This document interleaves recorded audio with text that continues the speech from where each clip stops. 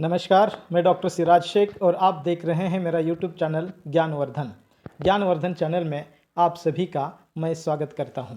आज हम देखने जा रहे हैं एक प्रसिद्ध कहानी जिसका नाम है जांच अभी जारी है। शीर्षक को सुनते ही हम समझ गए होंगे कि जांच अभी जारी है का यह मतलब है कि जो पड़ताल होती है किसी भी केस की वह शुरू है।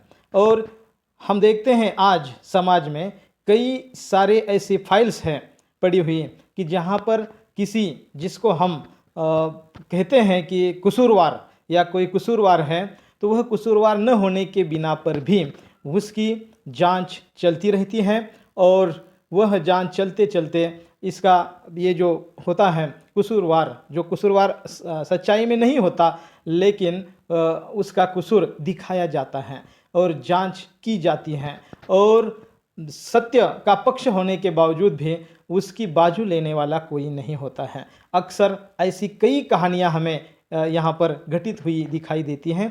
तो यह जो आज की कहानी है जांच अभी जारी है वह स्त्री विमर्श की कहानी है। एक स्त्री के बारे में, स्त्री की अवहेलना, प्रताड़ना हर जगह पर किस तरह से होती है इस बारे में इस कहानी में चर्चा हुई है। कहानी की लेखिका हिंदी की सुप्रसिद्ध कहानीकार ममता कालिया जी हैं। हम सब जानते हैं कि ममता कालिया जी की कहानियाँ आज के परिप्रेक्ष्य में, सामाजिक परिप्रेक्ष्य में और स्त्री विमर्श के परिप्रेक्ष्य में बहुत ही सुंदर कहानियाँ हैं और बहुत ही अच्छा संदेश हमें हमारे समाज के लिए देती हैं कि हमारा समाज किस तरह से स्त्रियों का शोषण करता है और वह शोषण नहीं होना चाहिए। तो आइए इस कहानी को हम देखते हैं। कहानी बहुत ही रोचक है और बहुत ही अच्छी है। उसके पहले हम देखते हैं कि ममता कालिया जी का सामान्य परिचय, कि ममता कालिया जी कौन है। ममता कालिया जी एक सुप्रसिद्ध कहानीकार हैं। इनकी कहानियाँ स्त्री के परिप्रेक्ष्य में, स्त्री की अवहेलना, स्त्री की प्रताड़ना के परिप्रेक्ष्य में घटित होती हुई हमें दिखाई देती हैं। उन्हें अनेक सम्मानों से भी पुरस्कृत किया जा चुका है। हम सीधे अपनी कहानी के ऊपर आते हैं। जांच अभी जारी है। यह कहानी ममता कालिया द्वारा लिखित कहानी संग्रह जांच अभी जारी है में से ली गई है। कहानी का मुख्य पात्र अपर्णा नामक एक युवती है। इसकी शादी नहीं हुई है। अपर्णा एक बहुत ही अच्छी और होनहार लड़की है। यह विश्वकर्मा डिग्री कॉलेज की नौकरी छोड़कर राष्ट्रीयकृत बैंक में नौकरी ज्वाइन करती है और उस नौकरी में उसे बहुत आनंद मिलता है। उसकी इच्छा भी थी कि नौकरी करनी है तो बैंक सेक्टर में ही उसे नौकरी मिलानी है और इसलिए उसके माता पिता भी बहुत गर्व महसूस करते हैं कि जैसे उनके बेटी ने चाहा बिल्कुल उसी तरह की नौकरी उसे मिल जाती है। और अपर्णा हमेशा बैंक का गुणगान करती रहती हैं। बैंक के बारे में और वहाँ के व्यवहारों के बारे में बात करती हैं। जब वह नौकरी करने वहाँ पर जाती हैं तो उसके साथ में उसकी दो सहेलियाँ भी होती हैं। फरीदा जमाल एक सहेली का नाम है। वह उसे बताती हैं कि यहाँ के जो अफसर लोग हैं, पुरुष वर्ग हैं, वह विवाहित तो हैं लेकिन कहीं न कहीं उनकी नज़र स्त्रियों पर गलत होती है। अपर्णा को यह बात गलत लगती है, उसे कुछ लगता नहीं है क्योंकि वास्तविकता में वह अभी तक किसी के चंगुल में फंसी हुई नहीं है। वह एक अलग किस्म की लड़की होती है। अपर्णा बैंक में बहुत अच्छा काम करती रहती हैं।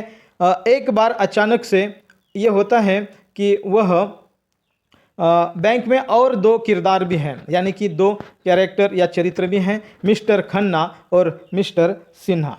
एक बार अचानक से यह अपर्णा अपने माता पिता को लेकर कहीं घूमने यात्रा पर जाना चाहती थी लेकिन अचानक से उसके पिता के छाती में दर्द होता है और इस कारण वह उन्हें लेकर अस्पताल जाती हैं। और जो छुट्टी उसने घूमने के लिए ली हुई थी और एलटीसी के तहत 1800 रुपये एडवांस लेकर घूमने के लिए उसने जो जाने की तैयारी की थी वह उसकी जो यात्रा है वह यात्रा नहीं होती और अपर्णा 10 दिन पिताजी की सेवा करती रहती हैं। और इस बात के बारे में वह अपने अफसर से बताती हैं कि प्रबंधक मिस्टर खन्ना को भी वह फ़ोन पर यह बात बताती हैं। 10 दिन के बाद अपर्णा बैंक में जाती हैं। उसके हाथ में क्षेत्रीय कार्यालय कानपुर पत्र थमा दिया जाता है, जिसमें एलटीसी का झूठ बिल पेश कर बैंक से धोखाधड़ी और धन के दुरुपयोग का आरोप उस पर लगाया जाता है। अपर्णा मिस्टर खन्ना से मिलती है। फ़ोन पर छुट्टी पर न जाने की बात आपको बताई थी, यह भी कहती है, लेकिन खन्ना साहब इस बात से इनकार करते हैं। और इस इनकार के पीछे एक कारण यह भी था कि इसके पूर्व एक ऐसा भी प्रसंग कहानी में गया हुआ है कि कहानी का समय जो होता है, उस समय के बाद अपर्णा को वहाँ रुकने के लिए कहा जाता है, लेकिन कई बार अपर्णा उस बात को टालती है। एक बार उसका बर्थडे भी उस बैंक की शाखा में मनाया जाता है।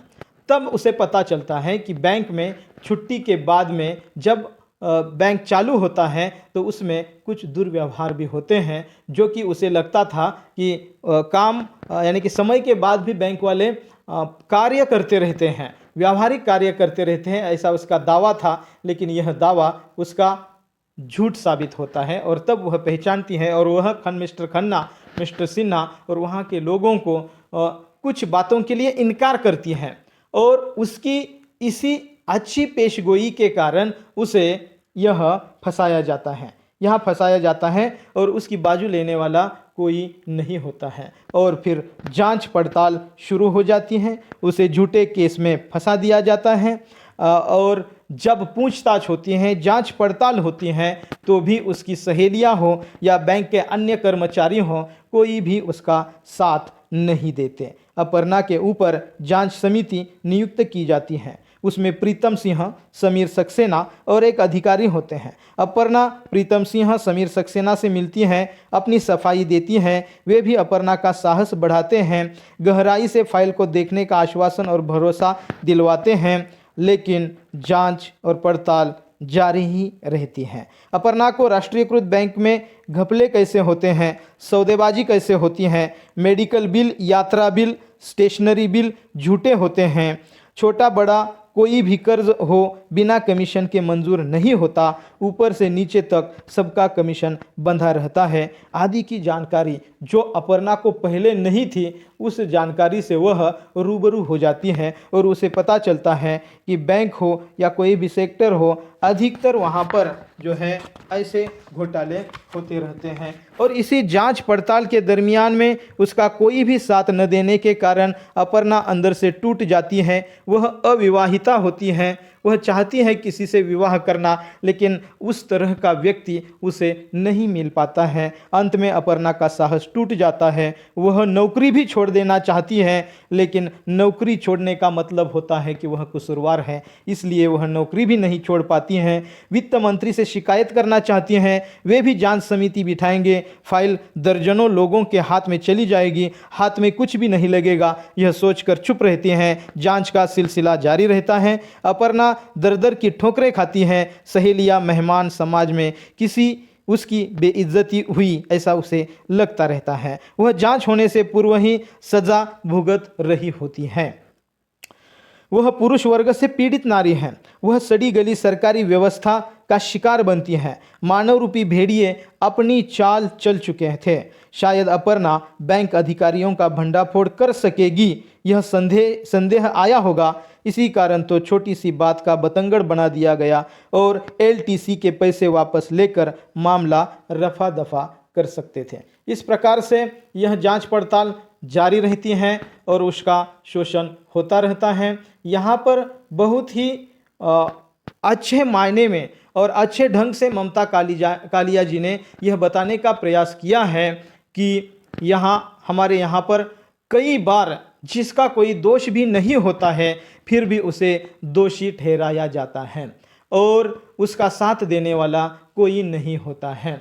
और ऐसे कई सारी नौकरियां हैं जहां पर ऐसी बातें घटित होती हैं और ख़ास तौर पर स्त्रियों के बारे में ऐसा घटित होना और उसे एक तरह से चक्रव्यूह में फंसा लेना, यह एक तरह से स्त्री की अवहेलना है और यह अवहेलना नहीं होनी चाहिए। यानी कि सरकारी कार्यालयों के ऊपर एक करारा व्यंग्य कसने का कार्य इस कहानी में लेखिका ममता कालिया जी ने किया है। इस कहानी को आपने सुना, आपका बहुत बहुत धन्यवाद। आप अगर इस चैनल पर नए हैं तो कृपया चैनल को सब्सक्राइब कीजिए, बेल आइकॉन को दबाइए और इस वीडियोज़ को शेयर करते रहिए। बहुत बहुत धन्यवाद।